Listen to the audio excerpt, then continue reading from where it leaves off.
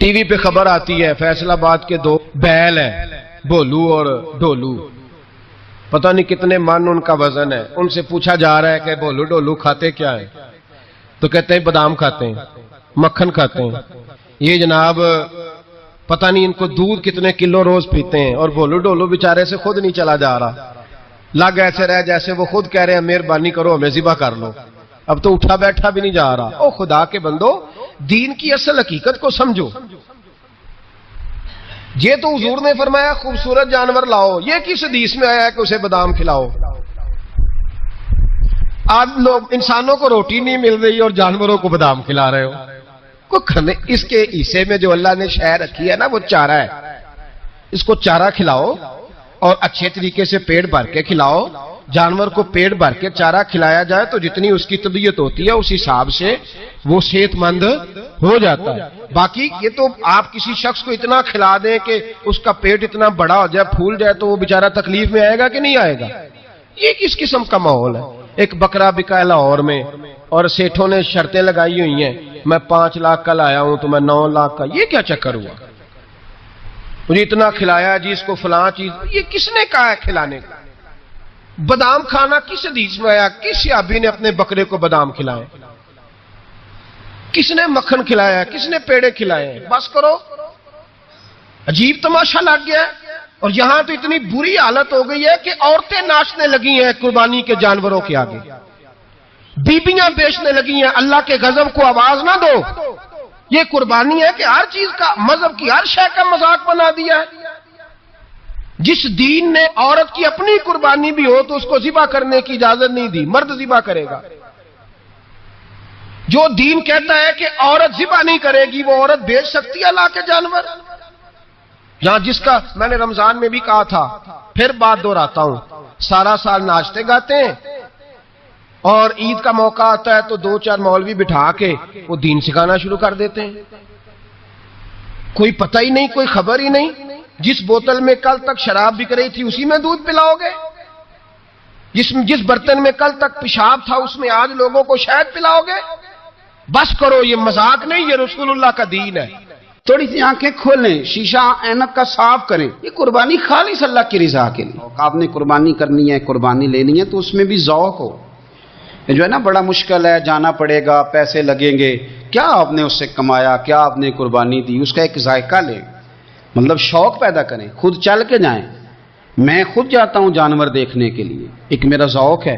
نہ ہم کچھ کریں گے، نہ ہمیں کوئی طریقہ آتا ہے ریٹ کرنے کا، لیکن یہ کہ آپ کا ذوق تو سلامت ہو نا کہ قربانی کرنی ہے. وہ بوجھل بوجھل قدموں کے ساتھ اس کا کوئی مزہ نہیں. اچھے ذوق کے ساتھ قربانی کریں.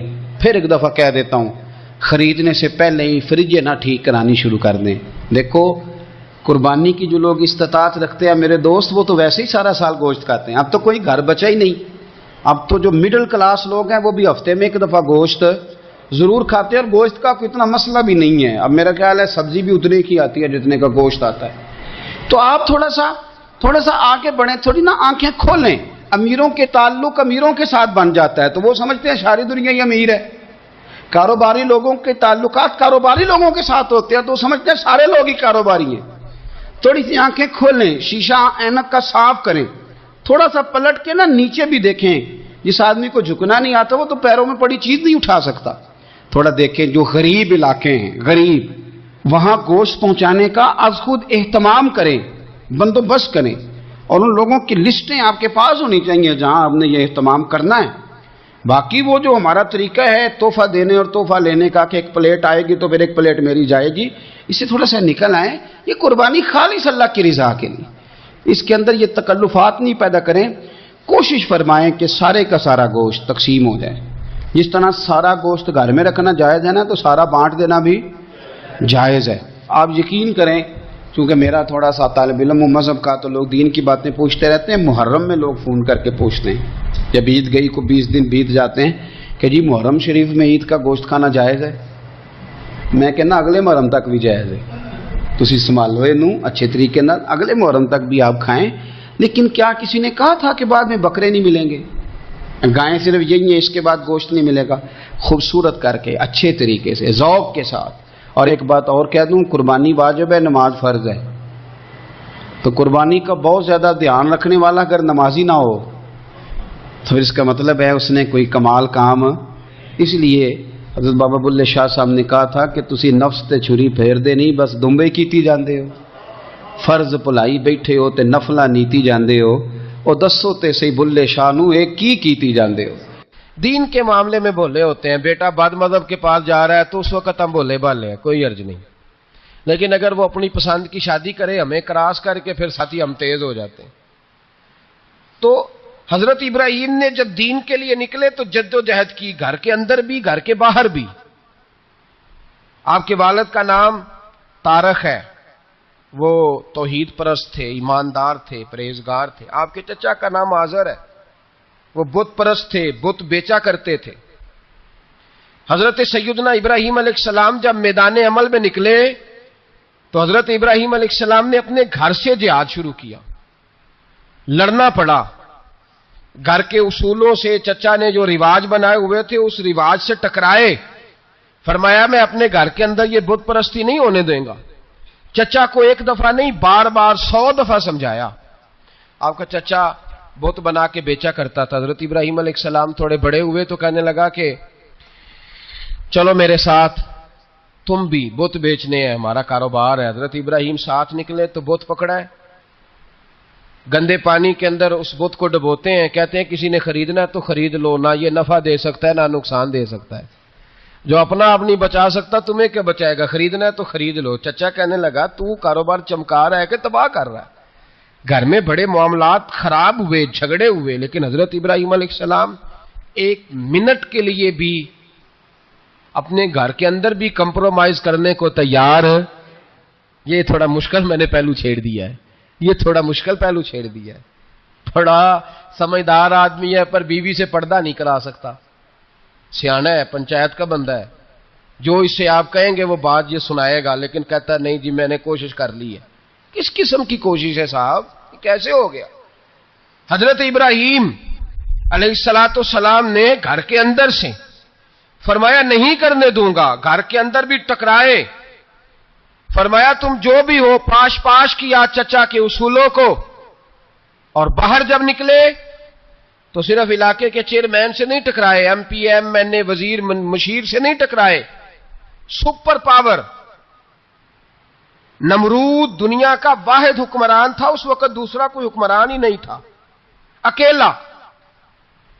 اکیلے حکمران سے جا کر ٹکرائے، کوئی ساتھ فوج نہیں تھی، کوئی ساتھ ان کے طاقت بظاہر دنیا داری کی کوئی نہیں تھی، پر حضرت ابراہیم جا کے ٹکرائے، اور میرے رسول پاک صلی اللہ علیہ وسلم نے سند بیان کی، فرمایا افضل الجہاد کلمۃ الحق عند سلطان الجابر، فرمایا سب سے افضل جہاد یہ ہے کہ تو ظالم بادشاہ کے سامنے کھڑے ہو کے حق بات بیان کر دے، یہ سب سے بڑا جہاد ہے، یہ سب سے افضل الجہاد کلمۃ الحق عند سلطان الجابر، سب سے بڑا جہاد۔ حضرت ابراہیم کھڑے ہو گئے، سپر پاور سے ٹکرائے۔ یہاں ہم لوگ حکمتوں کا شکار ہیں، دیکھیں گے، کریں گے، سوچیں گے، اور مولوی صاحب کو ویسے کہتے ہیں آپ پرہیز کریں سیاسی باتوں سے۔ بھئی اللہ کے ہر نبی نے جا کے وقت کے ظالم حکمران کو لتاڑا ہے، للکارا ہے، یہ تو مشن انبیاء ہے۔ حضرت سیدنا ابراہیم علیہ السلام نے اس کو جا کے کہا کہ تو جھوٹ بولتا ہے، تو جھوٹا ہے، تو خدائی کا دعویٰ کرتا ہے، تو بہت بڑا ظالم ہے، اور قرآن مجید نے اس ساری بات کو بیان فرمایا ہے۔ حضرت ابراہیم علیہ السلام سے کہنے لگا میں رب ہوں، تو آپ نے فرمایا میرا رب تو وہ ہے جو زندہ کرتا اور مارتا ہے، تو پھر آپ حق بات بیان کریں گے تو اللہ مارے گا کہ بندہ مارے گا؟ کچھ بھی نہیں ہوتا، کیونکہ زندگی موت کس کے ہاتھ میں ہے؟ اللہ کے ہاتھ میں، زندگی موت اللہ، کچھ بھی نہیں ہوتا۔ انسان صحیح سمت کا تعین کرے اور صحیح چلے۔ حضرت علی شیر خدا سے کسی نے کہا تھا کہ آپ کے بڑی دشمنی ہے، کوئی محافظ رکھ لیں، آپ فرمانے لگے موت خود بہت بڑی محافظ ہے، وقت سے پہلے آتی ہی نہیں، بڑی محافظ ہے وقت سے پہلے۔ علامہ نورانی رحمت اللہ تعالی علیہ کراچی جیسے شہر میں رہا کرتے تھے، جہاں گام گام پہ خطرہ تھا، لوگوں نے کہا حضرت اتنے بڑے لیڈر ہو، آپ کی جماعت کی 62 سیٹیں ہوئی قومی اسمبلی میں، ایک ایسا وقت بھی آیا تو کوئی ایک آدمی بندوق والا، آپ فرمانے لگے مجھے ضرورت ہی نہیں، اس لیے کہ جس خدا رسول کے لیے میں نکلا ہوں وہ خود ہی حفاظت کرنے والے ہیں، ضرورت نہیں ان چیزوں. تو بھائی حضرت ابراہیم ٹکرائے اور آپ کا انداز کیا ہے؟ جا کے کہا کہ تو نہیں، خدا وہ ہے جو زندہ کرتا. اور اس نے ایک بیوقوفوں جیسی دلیل دی. ایک آدمی کو کل پھانسی دینی تھی تو اس کو بلایا، کہنے لگا تجھے کب پھانسی ہے؟ اس نے کہا کل. کہنے لگا جا تجھے آزاد کیا، زندگی دی، اس کو چھٹی دے دی. ایک عام آدمی بیچارہ بیٹھا تھا، اس کو پکڑ کے نا کہنے لگا اس کی گردن اڑا دو. کہنے لگا دیکھ لو میں بھی زندہ کرتا اور مارتا ہوں، وہ جو کل مرنے والا تھا میں نے زندہ کر دیا ہے، اور جس کو پتہ ہی نہیں تھا کہ میں نے مرنا ہے اسے پکڑ کے میں نے مار دیا ہے. یہ بیوقوفوں جیسی دلیل ہے. حضرت سیدنا ابراہیم علیہ السلام چاہتے تو اسی وقت دلیل توڑ دیتے کہ تو کیا بیوقوفوں جیسی بات کر رہا ہے، اگر تو زندگی دیتا ہے تو مرے ہوئے میں جان ڈال کے دے جس کو تو نے مارا ہے. لیکن حضرت ابراہیم نے دیکھا کہ بیوقوف ہے، بیوقوفوں سے بحث نہیں ہوتی، دلیل بدل لی جاتی ہے، ان کی عقل کے مطابق بات کی جاتی ہے. حضرت ابراہیم فرمانے لگے میرا رب وہ ہے جو سورج مشرق سے نکالتا ہے اور مغرب میں غروب کرتا ہے. تو اگر رب ہے تو تو مغرب سے نکال کے مشرق میں غروب کر.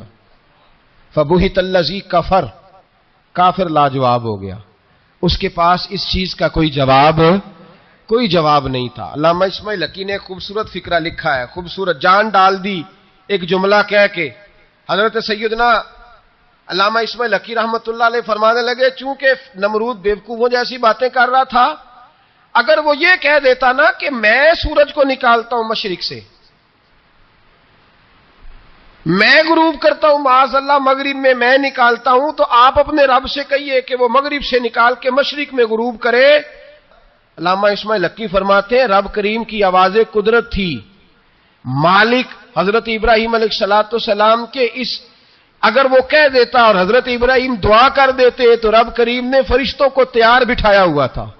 فرمایا اگر یہ کہہ دے میرے خلیل سے کہ سورج مغرب سے نکال کے مشرق میں غروب کرنا ہے تو تیار رہنا، جس طرح خلیل کہیں گے ویسے ہی کر دیں گے. واتخذ اللہ ابراہیم خلیلا، ابراہیم ہمارا دوست جو ہوا، جیسے کہے گا ویسے کر دیں گے. حضرت سیدنا ابراہیم علیہ السلام کی باتوں کا جب جواب نہ دے سکا، دلیل نہیں بندہ دیتا، پھر لڑائی کرتا ہے، پھر جھوٹے موٹے اعتراض کرتا ہے. دلیل ختم ہوتی ہے تو لوگ ذاتیات پہ اترتے ہیں، کہتے ہیں یہ کھانستا صحیح نہیں، دیکھتا صحیح نہیں. دلیل ختم، اب ذاتیات پہ اترے، کہنے لگے مجھے پتہ چلا ہے کہ یہ فلانی جگہ گیا تھا تو وہاں جا کے اس نے اس طرح کیا ہے. پھر لوگ ذاتیات پہ اترتے ہیں، جب دلیل کا جواب دلیل سے نہیں دے پاتے پھر ذاتیات پر اتر کر حملے کرتے ہیں. حضرت ابراہیم کے دلائل کا جواب نمرود نہ دے سکا تو کہنے لگا کہ اس کو آگ میں ڈال دو. قوم گئی ہوئی تھی ساری، آپ نے بات سنی ہوئی ہے، میں نے صرف اشارہ دینا ہے، میلے پہ. تو حضرت سیدنا ابراہیم علیہ السلام نے سارے بت توڑ دیے، کلاڑا بڑے بت کی گردن پہ رکھا. واپس آئے، کہنے لگے بت کس نے توڑے ہیں؟ تو فرمایا اس سے پوچھو جس کی گردن پہ کلاڑا ہے.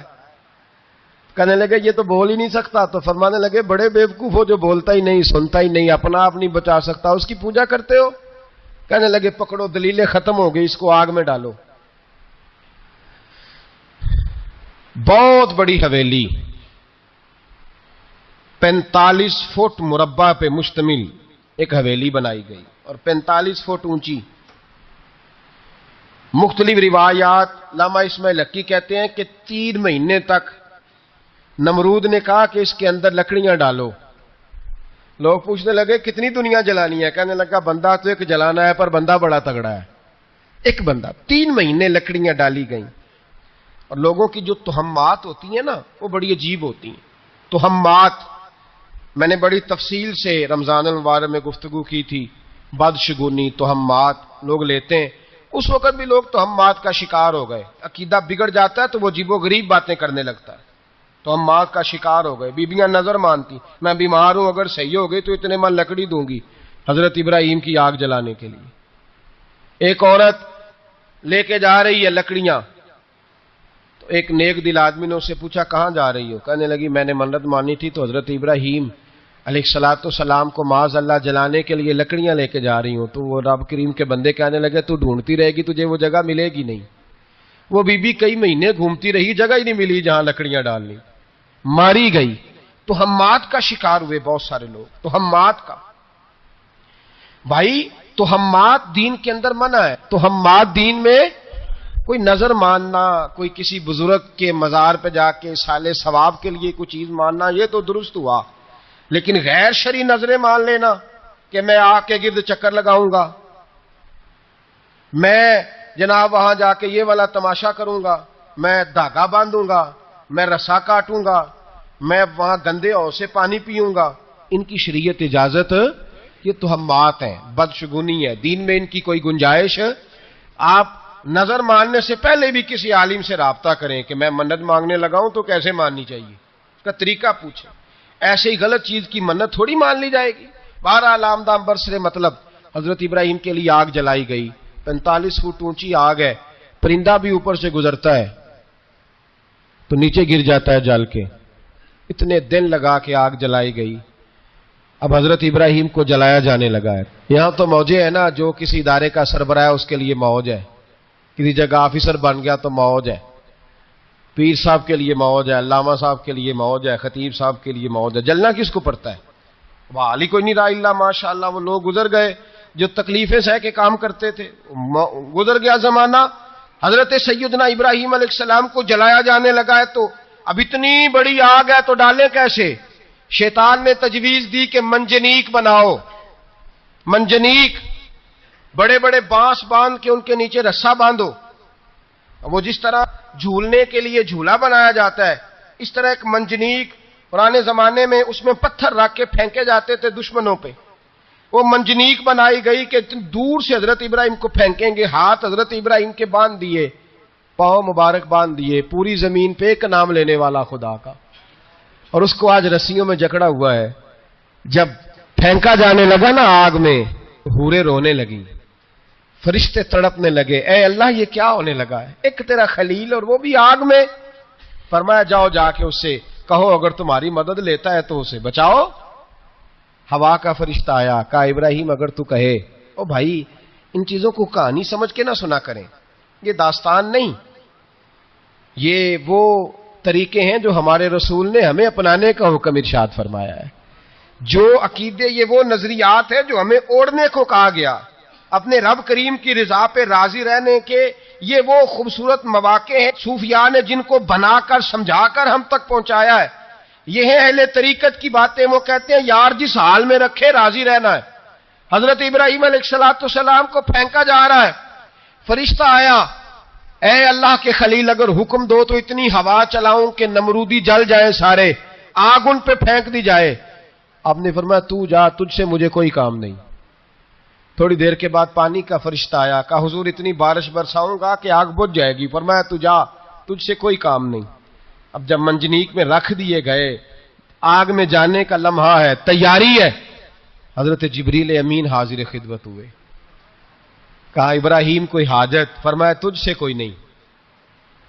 کہا چلو مجھ سے نہیں تو رب کریم سے ہی بات کر لو، مجھے پتا ہے میں چھوٹا ہوں، آپ مجھ سے مدد کیوں لوگے، رب کریم سے ہی بات کر لیں. تو حضرت ابراہیم کہنے لگے جبریل یہ بتا، رب کو نہیں پتا اس کا خلیل کس حال میں ہے؟ اسے نہیں پتا میں کس حال میں ہوں، میرے ہاتھ بندے ہیں، پیر بندے ہیں آگ میں، اسے نہیں پتا. بتایا تو اسے جاتا ہے جس سے خبر نہ ہو. تو اگر اسے پتا ہے تو اگر وہ جلانے پہ راضی ہے تو میں بھی جلنے کو تیار ہوں، میں تیار ہوں، میں تیار ہوں. اسے کہو ٹھیک ہے. حضرت سیدنا ابراہیم علیہ السلام کو منجنیق میں ڈال کے جو پھینکا آگ میں، یا نارکونی بردم و سلامن علی ابراہیم، اللہ نے فرمایا اے آگ میرے ابراہیم پہ ٹھنڈی بھی ہو جا اور سلامتی والی بھی ہو جا. حضرت ابراہیم کو دو فرشتوں نے بٹھا دیا زمین پہ. پھول کھلے ہیں، کونپلیں مہک رہی ہیں، کلیاں خوشبو دے رہی ہیں. حضرت ابراہیم نے سر سجدے میں رکھ دیا.